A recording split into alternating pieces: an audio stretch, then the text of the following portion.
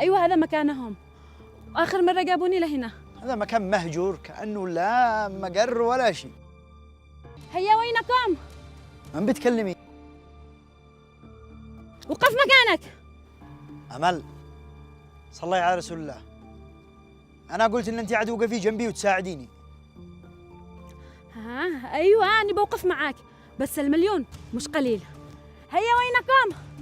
أنا وقفت معاكم جبت محمد، وأنتم وفوا بعدكم جبتوا لي الفلوس. مكانك جميل يا أمل، ما توقعت منك تجيبي لنا محمد بهذا السرعة. يا خاينة، وقف مكانك، والطلقة الثانية بتجي في راسك. يا شريرة، طلقتي عليها الرصاص واتفقنا فقط تسلمين لنا.